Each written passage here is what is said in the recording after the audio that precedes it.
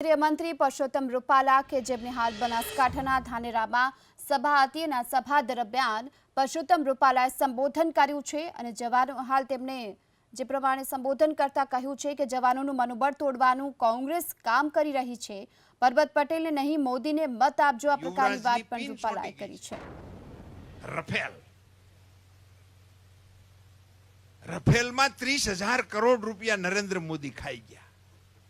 એક મુદ્દાનો કાર્યક્રમ, હું તો બનાસકાંઠાના લોકોને થોડીક વિગત આપવા જ આવ્યો છું ખાલી કે આ કૌભાંડની જે વાર્તા કરે છે હું આ રફેલ વિમાન એની હુથી કોંગ્રેસે દીધી હતી, આપણા નરેન્દ્રભાઈ ગોતવા નહોતા ગયા, પણ પછી એ પૂરું ન કરી શક્યા અને બદલી ગયા। નરેન્દ્રભાઈ આવ્યા તેને સોદો પૂરો કર્યો। એમાં અનિલ અંબાણીને આ રફેલે કામ આપ્યું છે, એ વાત સાચી છે। કામ કેટલાનું આપ્યું છે? 800 કરોડ રૂપિયાનું કામ આપ્યું છે। 800 કરોડ અનિલ અંબાણી। 800 કરોડ રૂપિયાના કામમાં 30,000 કરોડનું કરપ્શન કેવી રીતે થાય? ગજની ઘોડીને હવા ગજનું ભાઠું, ઘોડીનું જેટલું ઠાઠું હોય એવડું ભાઠું પડે, એથી મોટું ક્યાં નાખવું? હું 1 મહિનાથી આ રાયડું નાખું છું, પણ આ ગજની ઘોડીને હવા ગજનું ભાઠું એનું અંગ્રેજી થતું નથી। એટલે કોક અંગ્રેજી કરીને એને મોકલો તો કાંઈક સમજે કે શું છે, આંકડો ફેરવે।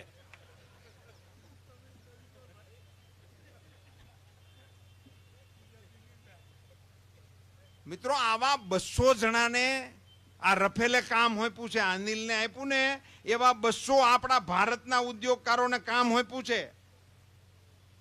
આ બનાસ ડેરી વાળાએ માંગ્યું હોત ને તેને દેત। 200 જણાને આપ્યું છે। હવે ભારતમાંથી 200 જણા ઉદ્યોગપતિઓને કામ આપવાનું હોય તેમાં અનિલ અંબાણી આવે કે ન આવે એટલું મને કહો। 200 ઉદ્યોગપતિઓમાં તેનું નામ છે કે નહીં? હવે મને સમજાવો કે 200 માંથી 199 નામ છે કોઈને ખબર? આ એકલો અંબાણી, બીજા 199 ના કામમાં કેટલો કોન્ટ્રાક્ટ અપાણો છે, શું થયું છે એની કોઈ ચર્ચા નહીં। એકલા અંબાણીને લઈને 30,000 કરોડના આક્ષેપ કરનાર યુવરાજને ઓળખી જાઓ મિત્રો।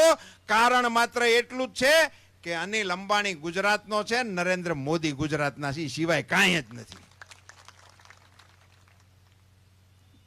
આવી વાહિયાત વાતો કરીને મત લેવા નીકળેલા આ કોંગ્રેસને આપણે ઓળખી લેવાની આવશ્યકતા છે।